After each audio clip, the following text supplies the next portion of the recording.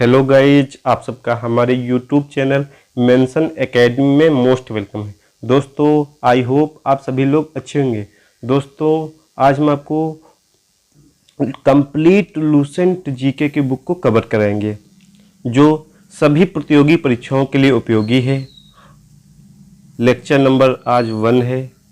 Lecture number 1 है प्राचीन भारतीय इतिहास से डिस्कस करेंगे। चैप्टर नंबर 1 है प्राचीन भारतीय इतिहास के स्रोत हैं। गाइज, हमने इसके अच्छे से नोट्स प्रिपेयर कर लिए हैं लूसेंट जी के। यह प्रतियोगी परीक्षाओं के लिए बहुत ही मोस्ट इम्पॉर्टेंट बुक है दोस्तों। इससे क्वेश्चन पूछे जरूर जाते हैं। आप लोग अगर इसको अच्छे से पढ़ लेंगे तो आपकी सभी वनडे एग्जाम तक, आपके एसएससी, रेलवे, इससे सभी प्रतियोगी परीक्षाएं निकल सकती हैं आपकी। दोस्तों, इतिहास का हम एक परिचय पढ़ेंगे कि इतिहास क्या है, इतिहास के लेखक कौन से हैं, उनकी बुक कौन सी है, इतिहास मतलब क्या बताया गया है इतिहास में, इसके बारे में हम डिस्कस करेंगे। दोस्तों, इतिहास जो है ये ग्रीक भाषा का शब्द है। ग्रीक मीन्स होता है यूनानी। ग्रीक को हिंदी में यूनानी कहते हैं। ग्रीक भाषा के हिस्टोरिया शब्द से लिया गया है। किस शब्द से? हिस्टोरिया शब्द से लिया गया है, जिसका अर्थ होता है अन्वेषणों से प्राप्त ज्ञान। जिसका क्या अर्थ होता है? अन्वेषणों से प्राप्त ज्ञान। अन्वेषण का मतलब क्या होता है? खोज करना। अन्वेषण का मतलब होता है खोज करना। अन्वेषण का मतलब होता है खोज करना। इतिहास के जो पिता हैं वो हेरोडोटस को कहा जाता है। इतिहास के पिता को हेरोडोटस कहा जाता है। इन्हें यूनान का प्रथम इतिहासकार भी कहा जाता है।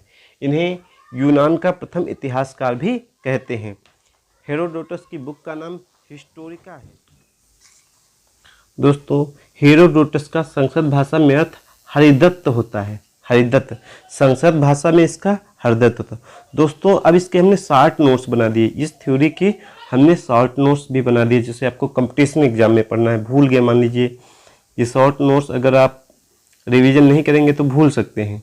इसीलिए हमने इसके शॉर्ट नोट्स भी प्रिपेयर कर दिए हैं। देखिए, शॉर्ट नोट्स आपको किस तरह बनाने होते हैं।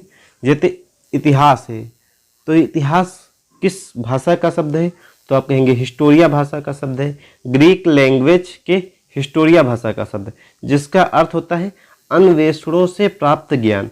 अन्वेषण का मतलब होता है खोज करना। अन्वेषण का मतलब होता है खोज करना। जितनी ज़्यादा खोजें होंगी उतनी ज़्यादा हमें ज्ञान प्राप्त होगा।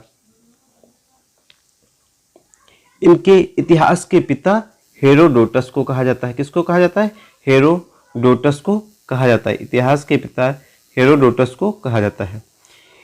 अब हेरोडोटस के बारे में 3 पॉइंट मोस्ट इंपॉर्टेंट है दोस्तों। इसे यूनान का प्रथम इतिहासकार कहा जाता है। इनकी बुक हिस्टोरिका है। संस्कृत भाषा में इनका अर्थ हरदत्त है। ये तीनों जो पॉइंट हैं ये हेरोडोटस के हैं, इसलिए हमने शॉर्ट नोट्स बना दिए। अगर आपको कंपटीशन में पढ़ना है, आपके पास समय कम है, तो आप इस टाइप से पढ़िए। इतिहास जो है ग्रीक लैंग्वेज का शब्द है। ग्रीक लैंग्वेज के हिस्टोरिया से लिया गया, जिसका अर्थ होता है अन्वेषणों से प्राप्त ज्ञान। अन्वेषण का मतलब होता है खोज करना। जितनी ज़्यादा खोजें होंगी उतनी ज़्यादा हमें ज्ञान प्राप्त होगा। इतिहास के पिता हेरोडोटस हैं। इन्हें यूनान का प्रथम इतिहासकार कहा जाता है। बुक हिस्टोरिका है इनकी। संस्कृत भाषा में इसका अर्थ हरिदत्त है। दोस्तों, आई होप आप सभी लोग समझ गए होंगे। दोस्तों, यह सीरीज आपके लिए बहुत ही इम्पोर्टेंट है। अगर आप इसको अच्छे से पढ़ लेंगे तो आपके सभी एग्जाम निकल जाएंगे। दोस्तों, इसके बाद है एक ब्रिटेन के इतिहासकार थे इसिकार। इसिकार ने इतिहास के बारे में बताया है। इन्होंने इतिहास के बारे में एक डिफिनेशन या परिभाषा दी है। इन्होंने कहा इतिहास अतीत एवं वर्तमान के बीच एक अनंत संवाद है। इन्होंने कहा है इतिहास अतीत एवं वर्तमान के बीच अनंत संवाद है। मतलब उनका कहना है भूतकाल और वर्तमान काल के बीच की जो घटनाएं हैं, जो कम्युनिकेशन है, उसे ही हम कह सकते हैं इतिहास। ईसी कार की बुक का नाम है, ईसी कार एक लेखक हैं, इनकी बुक का नाम है व्हाट इज हिस्ट्री, इतिहास क्या है। इसी बुक में कहा है इन्होंने, ये जो बुक है इसी बुक में इन्होंने कहा है इतिहास अतीत एवं वर्तमान के बीच अनंत संवाद है, अनंत संवाद है। दोस्तों इसके हमने 60 नोट्स बना दिए ये थे कि ईसी कार क्या है, ब्रिटेन के इतिहासकार हैं। इनकी book what is history, history जैसे इतिहास क्या है, इसमें इन्होंने क्या लिखा है भाई, कोई अगर इन्होंने बुक लिखी है तो उसके बारे में भी लिखा होगा उसके, तो इन्होंने लिखा है इतिहास अतीत एवं वर्तमान के बीच अनंत संवाद है। क्या है, अनंत संवाद है, मतलब वर्तमान की चीज और भूतकाल की चीज के बीच में जो कम्युनिकेशन हो रहा है वही है इतिहास। दोस्तों ईसी कार महोदय जो हैं, देखिए ईसी कार महोदय जो हैं, ईसी कार महोदय हैं जो ये ब्रिटेन के इतिहास का मोस्ट इम्पोर्टेंट है। दोस्तों आप लोग इसको अच्छे से नोट्स प्रिपेयर जरूर कर लेना, आपको सिर्फ नोट्स बनाना है इसी तरह से। ईसी कार एक ब्रिटेन के इतिहासकार हैं, ब्रिटेन के इतिहासकार हैं, ब्रिटेन के इतिहासकार हैं, ब्रिटेन के इतिहासकार हैं, इतिहासकार हैं। इनकी बुक का नाम क्या है, इनकी बुक का नाम क्या है, what is history, what is history, what is history, what is history. इनकी बुक का नाम है व्हाट इज हिस्ट्री। अब इस बुक में इन्होंने क्या कहा है,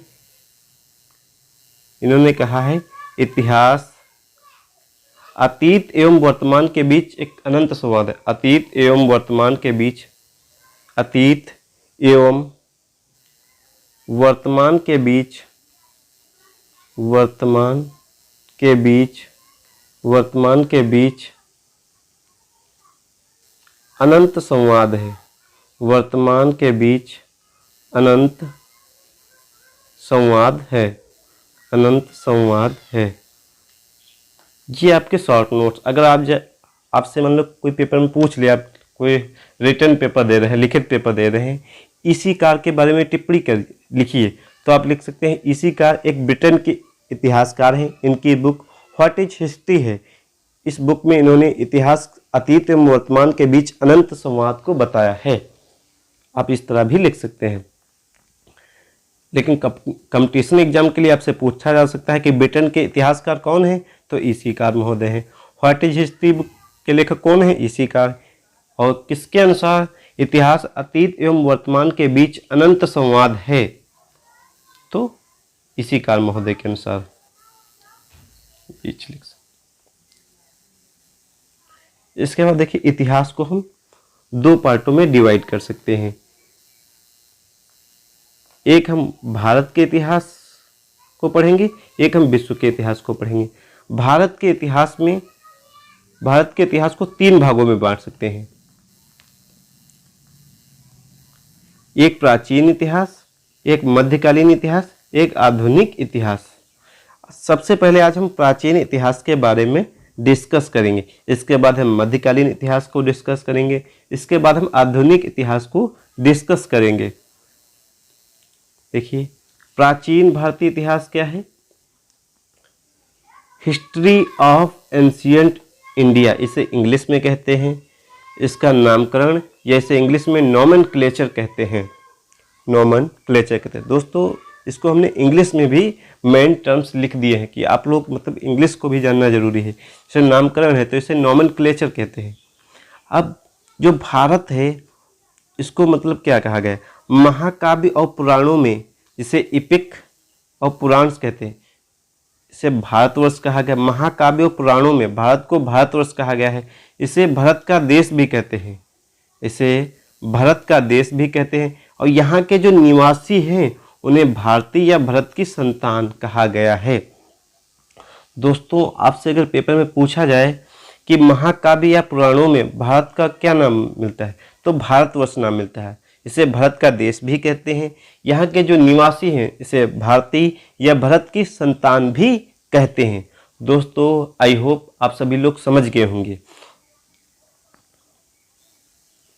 दोस्तों अब भारत को यूनानियों ने क्या कहा है? यूनानियों को इंग्लिश में ग्रीक्स कहते हैं। इंडिया कहा है। और मुस्लिम इतिहासकार ने क्या कहा है? मुस्लिम हिस्टोरियन ने क्या कहा है? हिंदुस्तान कहा है। मतलब भारत के अलग अलग नाम दिए गए हैं।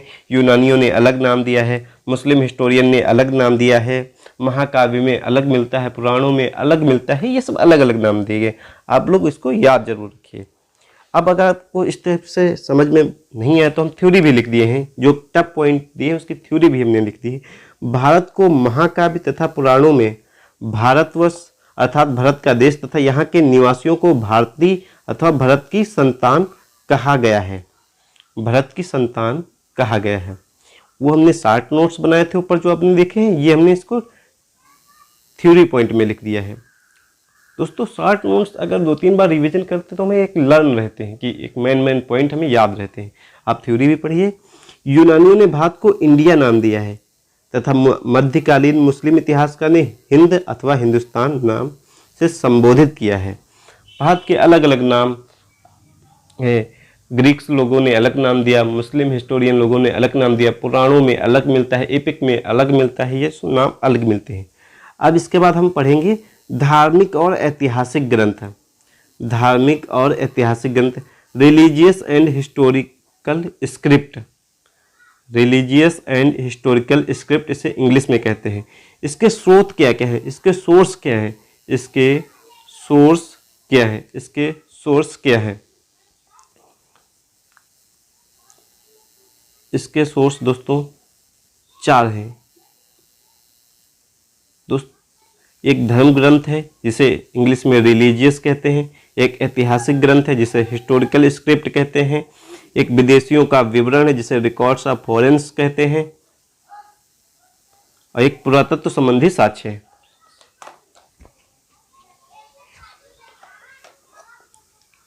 पुरातत्व संबंधी साक्ष्य।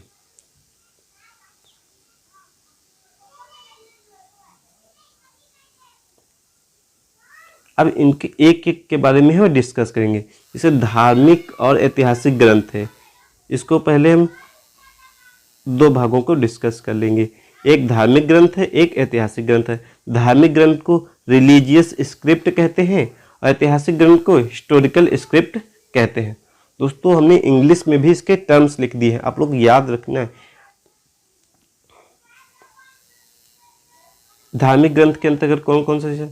वेद आते हैं, ब्राह्मण ग्रंथ आते हैं, पुराण आते हैं, वेदांग आते हैं, उपनिषद आते हैं, स्मृत ग्रंथ आते हैं, धर्मसूत्र आते हैं, धर्मसूत्र, आरण्यक, जैन साहित्य, बौद्ध साहित्य के बारे में डिस्कस करना है। बौद्ध साहित्य के बारे में डिस्कस करना है। ये आपके धार्मिक ग्रंथ हैं। ऐतिहासिक ग्रंथ क्या है? देखिए ऐतिहासिक ग्रंथ हैं अर्थशास्त्र, राजतरंगिणी, चचनामा, अष्टाध्यायी, गार्गी संहिता। अर्थशास्त्र के लेखक कौन से हैं? कौटिल्य हैं। राजतरंगिणी के लेखक कल्हड़ हैं। चचनामा के लेखक अली अहमद हैं। अष्टाध्यायी के लेखक पाणिनि हैं। अष्टाध्यायी के लेखक पाणिनि। गार्गी संहिता के लेखक कात्यायन हैं। महाभाष्य के पतंजलि हैं। दोस्तों ये बुक दी हैं, ये बुक है आपकी, ये इनके लेखक हैं, ये बुक है आपकी और ये इनके राइटर हैं। दोस्तों ये मोस्ट इंपॉर्टेंट बुक है, हर एग्जाम में कहीं ना कहीं पूछ ली जाती है कि राजतरंगिणी के लेखक कौन से हैं, तो कल्हड़ हैं, अर्थशास्त्र के कौटिल्य, चचनामा के अली अहमद, अष्टाध्यायी के पाणिनि। अब इसके बाद हम धार्मिक ग्रंथ के बारे में डिस्कस करेंगे। एक एक वेदों के बारे में पहले डिस्कस करेंगे, फिर ब्राह्मण ग्रंथ के बारे में डिस्कस करेंगे, फिर पुराण के बारे में डिस्कस करेंगे, फिर वेदांग के बारे में। इसी क्रम में हम धीरे धीरे डिस्कस करेंगे एक एक वाइज। फिर हम ऐतिहासिक ग्रंथ को डिस्कस करेंगे। दोस्तों आई होप आपको क्लास अगर अच्छी लग रही हो तो हमारे यूट्यूब चैनल मेंशन एकेडमी को सब्सक्राइब एंड शेयर जरूर कर दीजिए।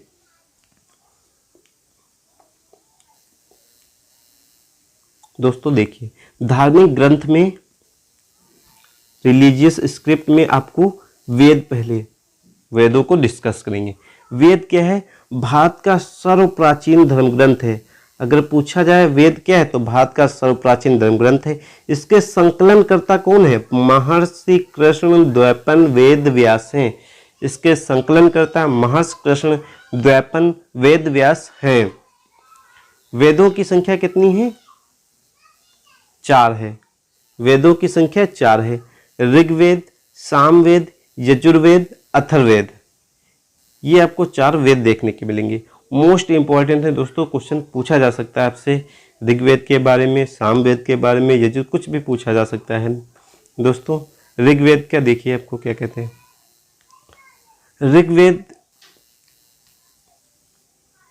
का अर्थ होता है ऋचाओं के क्रमबद्ध ज्ञान के संग्रह को ऋग्वेद कहते हैं। अगर पूछा जाए ऋग्वेद किसे कहेंगे तो आप लिखेंगे ऋचाओं के क्रमबद्ध ज्ञान के संग्रह जो होता है उसे ऋग्वेद कहते हैं। ऋग्वेद में विभाजन क्या है? 10 मंडल मिलते हैं, 1028 सूक्त मिलती है, 10,462 ऋचाएं मिलती हैं। ये मोस्ट इंपॉर्टेंट है दोस्तों, से पूछा जा सकता है। 10 मंडल, 1028 सूक्त, 10,462 ऋचाएं हैं। इसके बाद जो 10,462 ऋचाएं हैं आपकी, इसमें 250 इंद्र भगवान की हैं, 200 अग्नि भगवान की हैं। पढ़ने वाले ऋषि को होत्र कहते हैं। पढ़ने वाले ऋषि को होत्र कहते हैं। ये जो ऋचाओं को पढ़ते हैं इन्हें ही होत्र कहा जाता है। 10,462 ऋचाएं होती हैं। सबसे ज़्यादा आपको इंद्र भगवान की देखने को मिलेंगी, इसके बाद अग्नि भगवान को देखने को मिलेंगी। अब ऋग्वेद में जानकारियाँ क्या क्या मिलती हैं, इंफॉर्मेशन क्या क्या चीज़ को दी गई हैं। देखिए, आर्यों की राजनीतिक प्रणाली के बारे में हमें जानकारी मिलती है। विश्वामित्र द्वारा रचित तीसरे मंडल में, जो तीसरा मंडल है आपके, इसमें 10 मंडल मिलते हैं, तो जो तीसरा मंडल है सूर्य देवता सावित्री को समर्पित गायत्री मंत्र का वर्णन इसमें मिलता है। गायत्री मंत्र का तीसरे मंडल में वर्णन आपको मिलता है। अगर आपसे पूछा जाए पेपर में कि गायत्री मंत्र का वर्णन किस मंडल में मिलता है तो तीसरे मंडल में मिलता है। 8वें मंडल में हस्तलिखित ऋचाओं को खिल कहा जाता है। हस्तलिखित ऋचाओं को खिल कहा जाता है। 9वें मंडल में सोम देवता का वर्णन मिलता है। किसका? सोम देवता का वर्णन मिलता है। 10वें मंडल में चातुर्य समाज, 4 वर्ण, ब्राह्मण, क्षत्रिय, वैश्य एवं शूद्र मिलते हैं। चातुर्य समाज का मतलब होता है 4 वर्ण। 4 वर्ण, 4 वर्ण कौन कौन से होते हैं? ब्राह्मण होता है, क्षत्रिय होता है, वैश्य होता है और शूद्र होता है। और इन चारों के जहाँ कर्तव्यों का वर्णन किया जाता है, इन चारों वर्णों के जहाँ कर्तव्यों का वर्णन किया जाता है, इसे ही धर्मसूत्र कहते हैं। इसे ही धर्मसूत्र कहते हैं। दोस्तों आपको हम बता रहे हैं अभी ऋग्वेद जो होते हैं, देखिए ऋग्वेद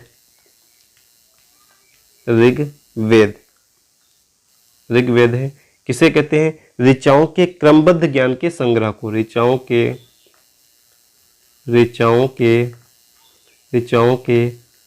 क्रमबद्ध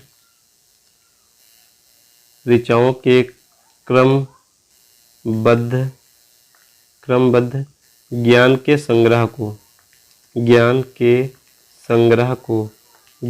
संग्रह को हम ऋग्वेद कहते हैं। इसके विभाजन में देखिए, इसका जो विभाजन हुआ उसमें क्या क्या है दोस्तों। हमने एक तिलूसन बुक में अलग अलग दिए, हमने एक तिल लिख दी है इसको एक एरो के नाम। 10 मंडल होते हैं इसमें आपके,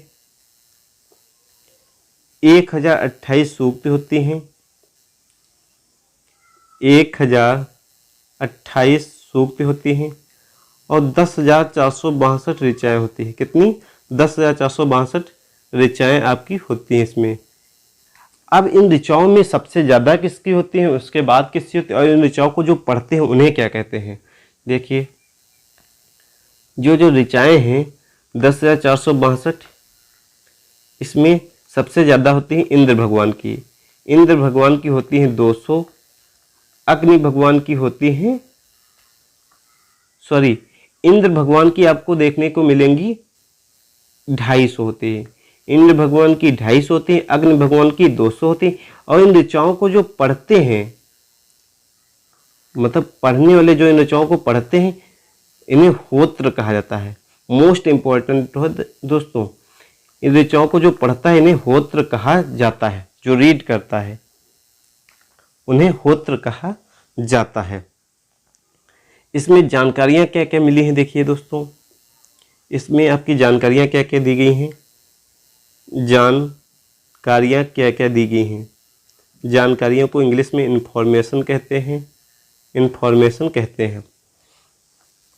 दोस्तों आर्यों की राजनीतिक प्रणाली के बारे में जानकारी मिलती है। इसमें आर्यों की राजनीतिक प्रणाली के बारे में, राजनीतिक प्रणाली के बारे में, प्रणाली के बारे में जानकारी मिलती है, जानकारी मिलती है, जानकारी मिलती है, जानकारी मिलती है। आर्यों की राजनीतिक प्रणालियों के बारे में जानकारी मिलती है। इसमें देखिए दूसरा जो इंफॉर्मेशन क्या मिलती है, सूर्य देवता सावित्री को समर्पित, सूर्य देवता सावित्री को समर्पित, सावित्री को समर्पित, सावित्री को समर्पित गायत्री मंत्र का वर्णन मिलता है। गायत्री मंत्र का वर्णन मिलता है, गायत्री मंत्र का वर्णन मिलता है, गायत्री मंत्र का वर्णन मिलता है। इसी मंडल में आपको गायत्री मंत्र का वर्णन मिलता है। तीसरे मंडल में सूर्य देवता सावित्री को समर्पित, तीसरे मंडल में आपको, तीसरे मंडल में गायत्री मंत्र का वर्णन मिलता है।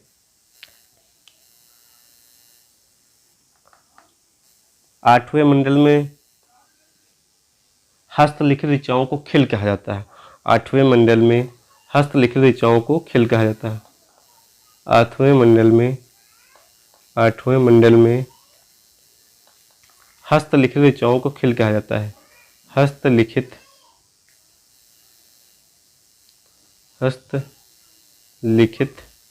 ऋचाओं को खिल कहा जाता है, खिल कहा जाता है, खिल कहा जाता है। हस्तलिखित ऋचाओं को खिल कहा जाता है। क्या कहा जाता है? खिल कहा जाता है। नौवें मंडल में सोम देवता का वर्णन है। नौवें मंडल में सोम देवता का वर्णन है। किसका? सोम देवता का वर्णन मिलता है। दोस्तों आप लोग लिख लिख के याद करिए, बोल बोल के याद करिए। जब तक आपको ये लर्न ना हो जाए, कंपटीशन एग्जाम तभी आपका निकलेगा जब आपको चीज़ें रटी होंगी पेपर में। कि अगर पूछा जाए आपसे सोम देवता का वर्णन किसमें मिलता है, तो आपको नौवें मंडल में मिलता है। इस तरह आपको रट्टा होना चाहिए। इतनी बार आप लोग इसको रिवाइज करिए कि आपको चीज़ें लर्न हो जाए, जो भी पूछे तुरंत आंसर मिल जाए इसका। इसके बाद में ऋग्वेद, इसके बाद एक नोट्स दिया है, मोस्ट इम्पोर्टेंट है, आप लोग इसको देखिए। दिया है प्राचीन इतिहास के साधन के रूप में वैदिक साहित्य में ऋग्वेद के बाद शतपथ ब्राह्मण का स्थान है। प्राचीन इतिहास के साधन के रूप में वैदिक साहित्य में जो ऋग्वेद के बाद किसका स्थान आता है? शतपथ ब्राह्मण का आपको स्थान देखने को मिल जाता है। शतपथ ब्राह्मण का स्थान देखने को मिलता है। इसके बाद दूसरा जो वेद है सामवेद, इसके बारे में ये 2 नंबर का है सामवेद। ये भी दोस्तों मोस्ट इम्पॉर्टेंट है, आपसे पूछा जा सकता है कहीं भी पेपर में।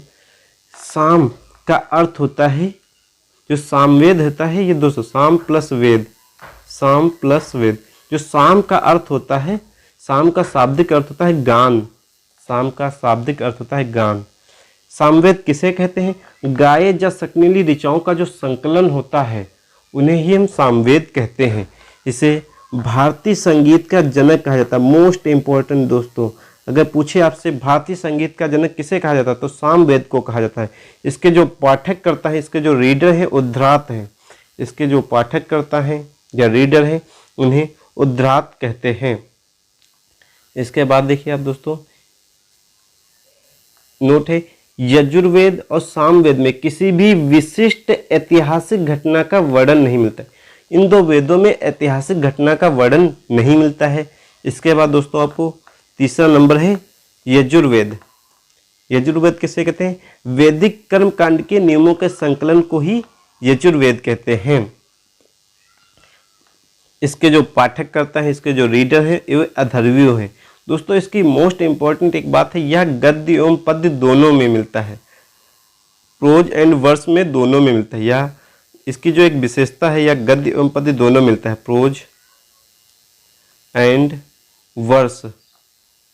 वर्स दोनों में मिलता है। इसके बाद आखिरी एक वेद है अथर्ववेद। अथर्ववेद ये सबसे आखिरी में रचित वेद है और सबसे नया वेद है। आखिरी में रचित वेद है, सबसे नया वेद है। इसके जो रचयिता हैं वो अर्थवा ऋषि हैं। इसके रचयिता कौन है? अर्थवा ऋषि हैं। इसमें जानकारियाँ क्या क्या दी गई हैं अथर्ववेद में? देखिए, जानकारी को हम इंफॉर्मेशन कहते हैं। रोग निवारण, तंत्र मंत्र, जादू टोना, विवाह आदि के बारे में जानकारी दी गई है कि उस समय जो रोग निवारण कैसे थे, तंत्र मंत्र, जादू टोना पर लोग विश्वास करते थे, विवाह संबंधी के बारे में जानकारी। सामान्य मनुष्यों के विचार विश्वास और जो अंधविश्वास थे उसके बारे में जानकारी दी गई है। सभा और समिति प्रजापति की 2 पुत्रियों को कहा जाता था। मोस्ट इंपॉर्टेंट है दोस्तों, अगर पूछा जाए प्रजापति की 2 पुत्रियों को क्या कहा जाता था? सभा और समिति कहा जाता है। इसमें कन्याओं की जन्म की निंदा की गई है। कन्याओं की जन्म की निंदा की गई है। कन्याओं की जन्म की निंदा की गई है।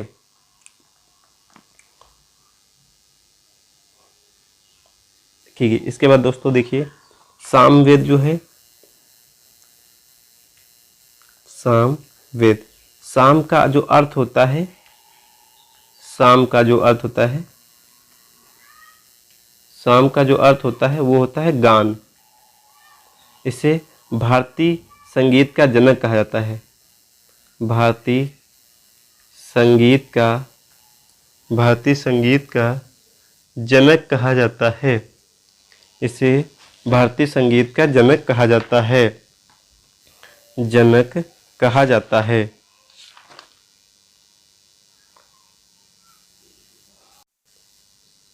इसे भारतीय संगीत का जनक कहा जाता है।